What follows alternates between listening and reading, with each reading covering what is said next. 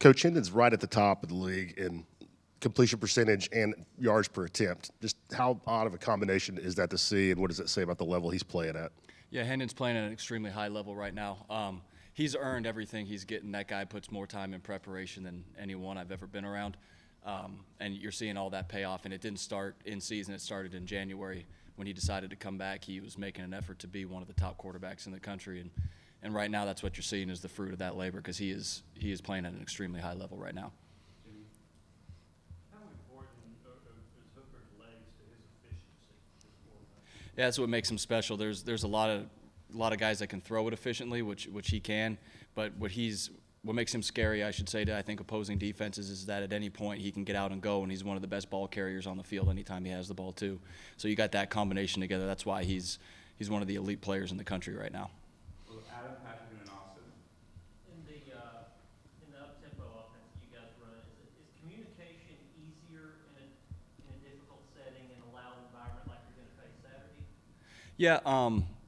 One, it's going to be a loud environment, like you just said. There's going to be at some points where it's difficult to communicate, so that's why you work it all week. But you don't have the ebb and the flow, like where the crowd knows, like when the huddle's breaking and they can start building up and all that. If you're pushing your tempo and you're playing ahead of the chains, it does help with that. But you can't take any lax in preparation for it because it's going to be a loud, crazy environment. We've got to prepare for it the right way.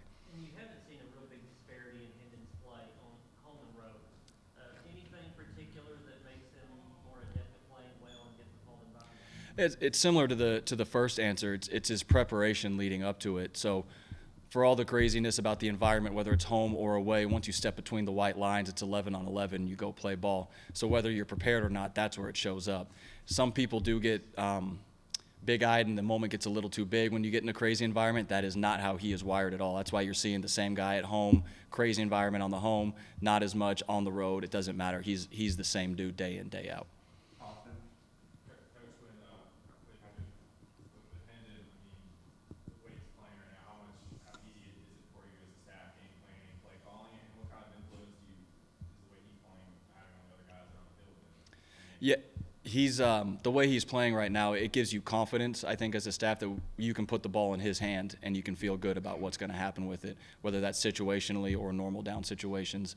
As far as how the effect on the team, he doesn't have to be a guy that's overly vocal. He's growing in that, but now everyone's seeing the way he prepares, and then they see the way that he plays on Saturday, and that's, permeating the entire locker room right now where you see that is the way to handle your business and you will get the results. It's not just coach speak, it's actual facts. When you put in the work, you get the results.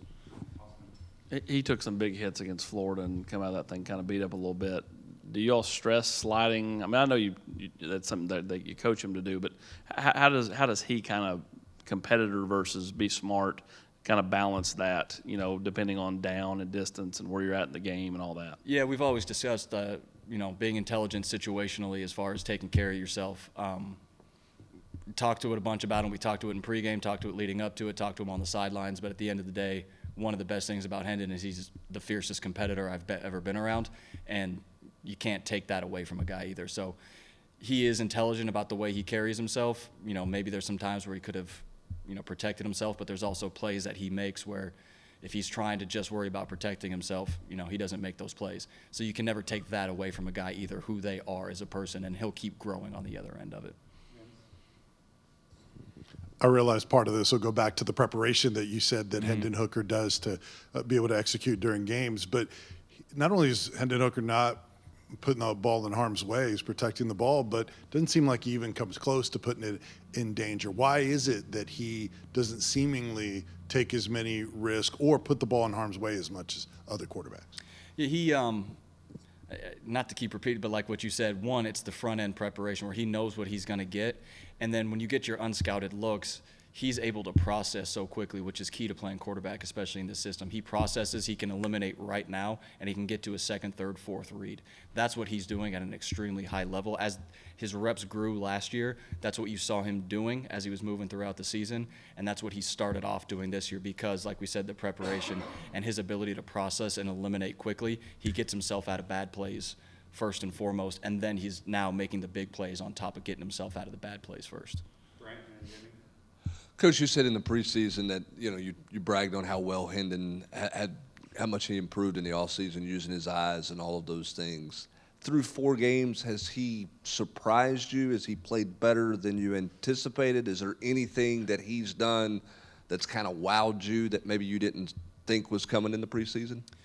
Yeah, he makes a couple plays a game where you just kind of go, wow. Like there's one where a guy comes free the 3rd down on the 2-minute drive against Florida last week where he sets him, rolls out to his left, makes a throw back inside on 3rd and 9 and keeps the drive going. That ends up being probably the biggest drive of the game. Like that, we talk about preparation, you talk about his practice habits, you talk about that sometimes now that's just him taking over as a player, the stuff that you don't coach that makes guys special and it separates good from special, and he's making those special plays right now. Joe, a couple of things. His decision-making, how much better is it right now than it was, say, last August when he was trying to learn this system?